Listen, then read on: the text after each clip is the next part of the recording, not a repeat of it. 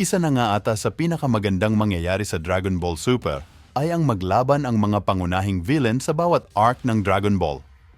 Nandyan sina Frieza, Black Goku, Zamasu, Cell, Majin Buu, Broly, Moro, Jiren, at iba pa. Pero isa talaga sa pinag-uusapan ng lahat ay ang maglaban si Broly at si Jiren. Ano kaya ang maaring mangyari kung accidentally maglaban ang dalawa na ito? Pero sa tingin ko naman ay malabo ito mangyari sa anime o sa susunod na arc ng Dragon Ball Super. Dahil dito ay gagawan natin ito ng magandang review kung sino nga ba talaga ang maaring manalo sa dalawa na ito bagay maglaban sila.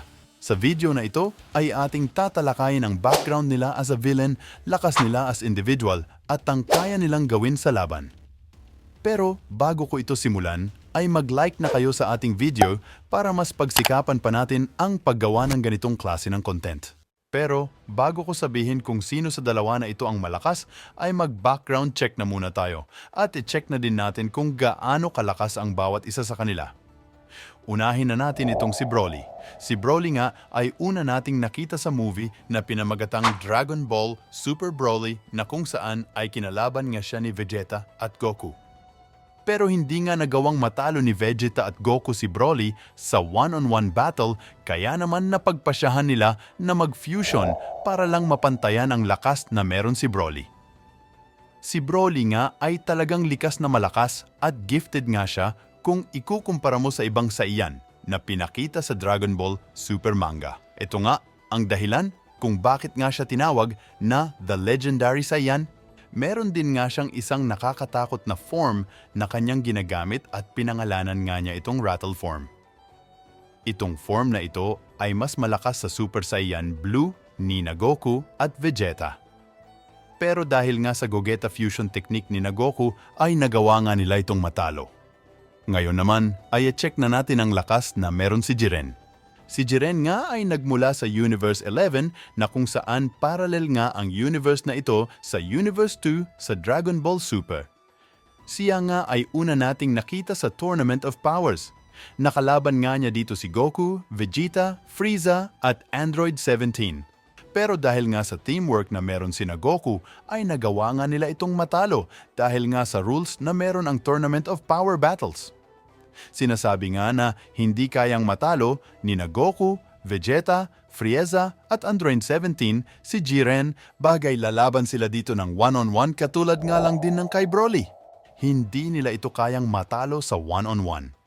Si Jiren nga ay sinasabing kayang pumantay sa lakas ng isang God of Destruction at malaki din ang chance na matalo ni Jiren ang isang God of Destruction bagay maglalaban sila gamit lamang ang physical combat. Kaya nga iba din itong si Jiren kung ikukumpara natin sa ibang villains na ipinakita sa Dragon Ball Super. After nga natin malaman ang lakas nila at ang background nito, sino nga ba ang totoong malakas? Ang sagot nga dyan ay si Jiren. Bago kayo mag-react or mag-second demotion ay ipapaliwanag ko muna sa inyo ang mga dahilan. Noong naglaban nga si Broly, Goku at Vegeta ay talagang walang duda na mas malakas talaga si Broly sa laban na yon. Pero dahil nga sa fusion ni Goku at Vegeta ay natalo nga nila ito. Pero mas malaki pa talaga ang chance kung gumamit si Goku ng Kaioken sa Gogeta Fusion nila ay siguradong malaki ang chance na matalo nila ito sa madaling panahon. At yung form nga ni Broly na Wrathful Form ay talagang mas malakas nga ito kesa sa Super Saiyan Blue ni Goku at Vegeta. Pero noong kinalaban nga nila si Jiren sa Tournament of Power, ay gumamit nga si Goku dito ng Ultra Instinct, na kung saan mas malakas nga ito kesa sa Super Saiyan Blue na form. At idagdag pa natin ang paggamit ni Frieza ng Golden Frieza form niya at ang pagsali nga din ni Android 17. Sa mga oras na yan guys ay overpower na nga dito si Android 17. Si Frieza naman ay malaki na din ang improvements niya kung ibabase natin sa nakaraan ng Dragon Ball.